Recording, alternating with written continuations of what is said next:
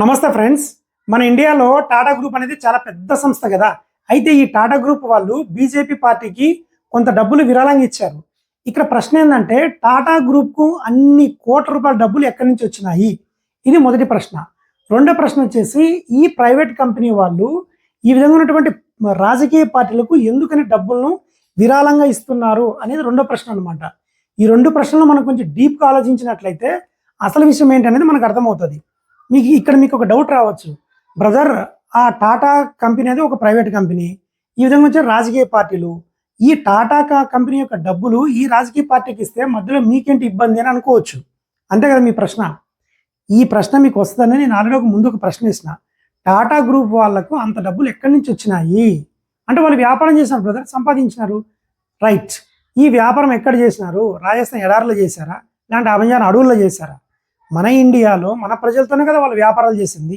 ఆ మన ప్రజలతో చేసిన వ్యాపారాలతో వచ్చిన లాభాలను తిరిగి గవర్నమెంట్కు ట్యాక్స్గా ఇవ్వాల్సింది పోనిచ్చి ఈ విధంగా ప్రైవేటు పార్టీలకు వీళ్ళు విరాళంగా ఇవ్వడం అనేది ఎంతవరకు కరెక్టు అనేది మీరు ఒకసారి ఆలోచించాలి వివేకంతో.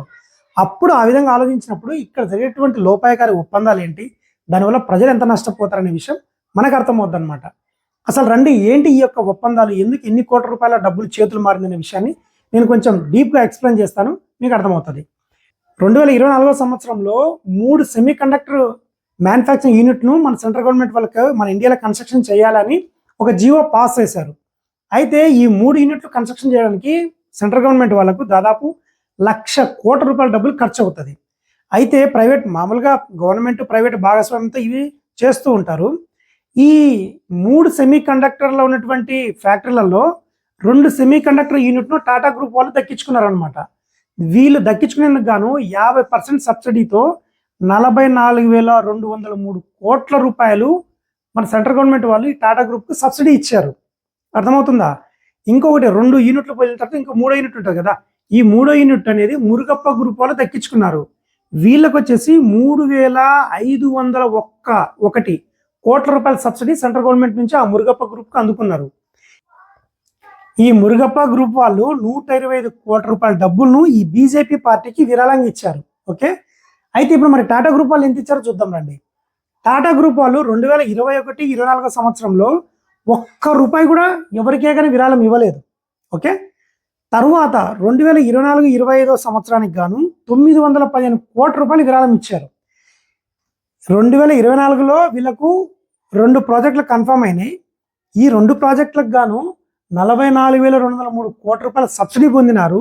సబ్సిడీ పొందినందుకు గురుదక్షిణగా 915 కోట్ల రూపాయల డబ్బులను వివిధ రకాల రాజకీయ పార్టీలకు విరాళంగా ఇచ్చారు అని మనం అనుకోవాలన్నా?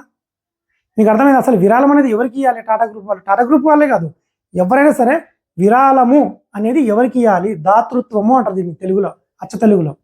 ఎవరైతే సరిగా తినడానికి తిండి లేకుండా, కట్టుకునే బట్ట లేకుండా కడు దీని స్థితిలో ఉంటారో, అంటే వాళ్ళ అదృష్టమో దురదృష్టమో మనకు తెలియదు, కానీ కొంతమంది మనలాంటి మనుషులే కొంచెం తక్కువ స్థాయిలో ఉంటారనమాట. అంటే వాళ్ళకు సరైన చదువు లేకపోవచ్చు, సరైన జ్ఞానం లేకపోవచ్చు, తల్లిదండ్రుల నుంచి ఆస్తి లేకపోవచ్చు, సమాజంలో వివిధ రకాల శారీరక రుగ్మతలు కావచ్చు, రకరకాల కారణాలతో వాళ్ళు కొంచెం దీనులుగా ఉంటారు. అటువంటి వాళ్ళని ఆదుకునేదానికి దేవుడు మనకు మంచి జ్ఞానం ఇచ్చాడు కాబట్టి అటువంటి వాళ్ళని ఆదుకోవాలనేటువంటి మంచి హృదయంతో స్పందించి విరాళం అనేది ఇవ్వాలన్నమాట. అంటే వాళ్ళకు షెల్టర్స్ ఇవ్వడం కానీ, తర్వాత ఫుడ్ అరేంజ్ చేయడం కానీ, ఇలాంటి మెడికల్ ఫెసిలిటీ ఇవ్వడం కానీ, ఇలా వాళ్ళ క్లోత్స్ ఇవ్వడం కానీ, ఇటువంటి మంచి పనులు చేయడానికి విరాళం అనేది పెట్టారు. కానీ ఇక్కడ టాటా గ్రూప్ నేను ఇక్కడ టాటా గ్రూప్ అని ఎందుకు మెన్షన్ చేస్తున్నానంటే ఈ టాటా గ్రూప్ అనేది పెద్ద అమౌంట్ కాబట్టి నేను ఇట్లా ఓపెన్గా చెప్తున్నాను అనమాట. ఇంకా చాలా కంపెనీ ఆల్రెడీ చెప్పాను కదా, మురుగప్ప గ్రూప్ వాళ్ళు కూడా ఇచ్చారు. ఇది ఆల్రెడీ ఆన్ రికార్డ్, నాట్ ఇదేదో సీక్రెట్ ఏం కాదు. ఓకే, ఈ టాటా గ్రూప్ వాళ్ళు అటువంటి వాళ్ళకి ఇవ్వకుండా ఈ యొక్క రాజకీయ పార్టీలకు ఎందుకు ఇచ్చారు? ఇది కదా ప్రశ్న. అంటే రాజకీయ పార్టీలకు విరాళం ఇస్తే వాళ్ళు గవర్నమెంట్ నుంచి సబ్సిడీ ఇచ్చారా? ఈ 44,203 కోట్ల రూపాయల డబ్బులు ఎవరిది? ప్రజలది, మనది కదా. అసలు ఈ టాటా గ్రూప్ వాళ్ళు సంపాదించినటువంటి ఈ యొక్క 2,915 కోట్ల రూపాయల విరాళం ఎవరిది? అది కూడా ఇండైరెక్ట్గా ప్రజలదే. అది ఎలాగైతుంది బ్రదర్ అంటే దాన్ని కూడా వివరణ ఇస్తే చూడండి. ఈ టాటా గ్రూప్ వాళ్ళు వ్యాపారం చేసింది ఎక్కడ? ఇండియాలో ఎవరితో వ్యాపారం చేశారు? ప్రజలతో. ప్రజలకు సరుకులు అమ్మినారు, లాభాలు వచ్చినాయి. ఆ లాభాలే కదా ఈ డబ్బులు. సరే, లాభాలు వచ్చినాయి, తప్పులేదు, గవర్నమెంట్ ట్యాక్స్లు కట్టారు కదా అనొచ్చు. మరి ఈ విరాళం అయితే గవర్నమెంట్ అకౌంట్కి పంపచ్చు కదా, ఈ విధంగా ప్రైవేట్ పార్టీ అకౌంట్కి ఎందుకు పంపారు? అంటే లోపాయకారి ఒప్పందాలు ఏ జరిగినాయి, ఎందుకంటే దాని యొక్క సీక్రెట్ కూడా చెప్తా చూడండి. ఈ యొక్క 50% సబ్సిడీ తీసుకున్నారు కదా, 44,203 కోట్ల రూపాయలు. ఈ ప్రాజెక్టులు పూర్తి అవుతాయి, ఈ సెమీ కండక్టర్ ప్రొడక్ట్లు బయటకు వస్తాయి, ఇవన్నీ వీళ్ళు మార్కెట్లో అమ్ముకుంటారు, డబ్బులు వస్తే జేబులో పెట్టుకుంటారు. ఇటు ప్రభుత్వానికి ఏమీ ఇవ్వరు, ప్రజలకి ఏమీ రాదు. మీకు అర్థమవుతుందా? ఇప్పుడు ఈ 2024-25 సంవత్సరంలో 915 కోట్ల రూపాయలు విరాళం ఇచ్చారని చెప్పారు కదా టాటా గ్రూప్ వాళ్ళు. దాంట్లో బీజేపీ వాళ్ళకు సింహభాగంగా 758 కోట్ల రూపాయలు ఇచ్చారు, కాంగ్రెస్ వాళ్ళకు 77 కోట్లు ఇచ్చారు. అంతేకాకుండా కొన్ని రకాల ప్రాంతీయ పార్టీలకు కూడా, అంటే వాళ్ళు కూడా ఏమీ ఇటువంటి విషయాలు మాట్లాడకుండా ఉండడానికే మరి ఏమో నాకు తెలియదు, కానీ వాళ్ళు కూడా 10 కోట్లు ఇస్తా వచ్చారు. అవి ముఖ్యమైన పార్టీలు ఏంటి అంటే BRS, Telangana, YCP, Andhra Pradesh, TMC, Trinamool Congress, పశ్చిమ బెంగాల్, ఇంకా ఇట్లా వచ్చేసి ఆర్జేడీ, బీజేడీ, డిఎంకే, ఇది వచ్చి తమిళనాడు పార్టీ అనమాట డిఎంకేని. ఇట్లా ప్రాంతీయ పార్టీలు కూడా ఎన్నుకొని ఒక 10 కోట్లు ఆ పార్టీలకు విరాళం ఇస్తా వచ్చారు. మీకు అర్థమైందా లోపాయకారి ఒప్పందాలు ఎట్లా జరుగుతున్నాయని? అసలు ఈ టాటా గ్రూప్ వాళ్ళు ఇప్పుడే కాదు, 2018-19లో కూడా 478 కోట్ల రూపాయలు విరాళం ఇచ్చారు. ఆ డబ్బుల్లో కూడా 356 కోట్లు బీజేపీకే ఇచ్చారు. అంటే టాటా గ్రూప్ వాళ్ళు ఇండైరెక్ట్గా బీజేపీకి బ్యాక్ బోన్గా నిలబడుతున్నారు, ఆర్థికంగా, డబ్బులుగా. మీరు ఒకసారి ఆలోచించండి, బీజేపీ అనేది ఒక మహాశక్తి, టాటా గ్రూప్ అనేది ఒక మహాశక్తి, ఒక వ్యాపార సామ్రాజ్యము ప్లస్ ఒక రాజకీయ శక్తి, రెండు ఒక చోట కలిస్తే పవర్ అంతా ఒకరి దగ్గర కేంద్రీకృతం అయితే బడుగు బలహీన వర్గాల పరిస్థితి ఏంటి? వీళ్ళు ఈ టాటా గ్రూప్ అంత ఇష్టమైతే ఈ యొక్క డబ్బులను గవర్నమెంట్కి ఇవ్వచ్చు కదా విరాళంగా, ఎందుకని ఇలాగా పార్టీలకు ఇచ్చారు అనేది ఇప్పుడు పెద్ద ప్రశ్న అవుతుందన్నమాట.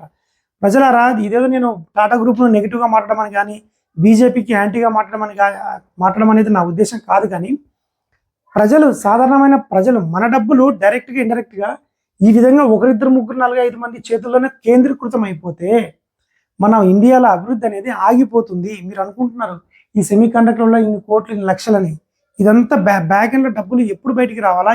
ఈ వచ్చిన ప్రొడక్ట్లు అమ్మిన డబ్బులు కూడా మొత్తం ప్రైవేట్ వాళ్ళకి వెళ్ళిపోతున్నాయి కదా.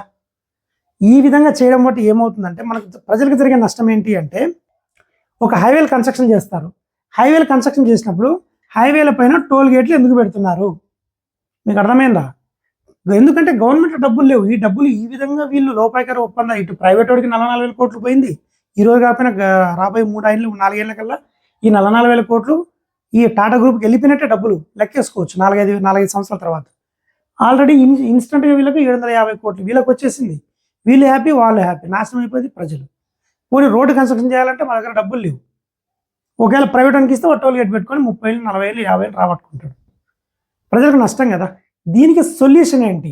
దీనికి సొల్యూషన్ ఏంటంటే, ఫస్ట్ ఆఫ్ ఆల్ ఈ విధంగా ఈ ప్రైవేట్ ఇండస్ట్రీస్ పైన ట్యాక్సెస్ అనేటివి, వెల్త్ ట్యాక్స్లు ఎక్కువగా వేయాల్సి ఉంటాయి. ఎక్కువగా వేసినట్లయితే ఆ ట్యాక్స్ రూపంలో వచ్చిన డబ్బులు గవర్నమెంట్ ఖజానాగా చేరుతుంది, ఇట్లా ప్రైవేట్కి వెళ్ళదు. ఓకే, ఒకటి. ఇక రెండో పాయింట్ వచ్చేసి, ఏదైతే ఈ విధంగా విరాళం ఏదైతే ఇస్తుంటుందో ప్రైవేట్ కంపెనీ వాళ్ళు, ఏదైనా సరే విరాళం ఇవ్వాలంటే కంప్లీట్గా గవర్నమెంట్ అకౌంట్కి మాత్రమే పంపాలి అనేటువంటి 2 రకాల జీవోలు మనకి కనుక రిలీజ్ చేసినట్లయితే ఈ విధమైనటువంటి లోపాల్లో జరిగేటువంటి ఈ యొక్క డబ్బుల యొక్క నాశనాన్ని మనం అరికట్టచ్చు. ఈ విధంగా అరికట్టినట్లయితే ప్రజా సంక్షేమానికి ఉపయోగించినట్లయితే, సంక్షేమం అంటే ఏదో ప్రజలను ఏదో వాళ్ళకి ఉచితంగా ఇవ్వండి అని కాదు దాని అర్థము. ఈ విధంగా హైవేలు, రోడ్ కన్స్ట్రక్షన్స్, ఇన్ఫ్రాస్ట్రక్చర్ డెవలప్మెంట్స్ ఇవన్నీ చేసినట్లయితే మన ఇండియా అనేది చాలా వేగంగా అభివృద్ధి చెందుతుంది అనమాట. అలా కాకుండా ఈ విధంగా లోపాయకార ఒప్పందాలు చేసుకునే డబ్బులు 1, 2, 3, 5 మంది చేతుల్లోనే కేంద్రీకృతం అయిపోయినట్లయితే మన భారతదేశం అనేది ఇంకా వెనుకబడిపోయే పరిస్థితికి ఎదుర్కోవాల్సి వస్తుంది అనమాట. ఈ యొక్క వీడియో పైన మీ యొక్క అభిప్రాయాలను కింద కామెంట్ చేయండి. ఈ యొక్క విషయం మీకు నచ్చినట్లయితే లైక్ చేసి నా యొక్క ఛానల్ సబ్స్క్రైబ్ చేయండి. మీకు ఇంకా ఏదైనా కంటెంట్ కావాలనుకుంటే కింద కామెంట్ చేయండి, నేను తప్పకుండా స్పందిస్తాను. Thank you.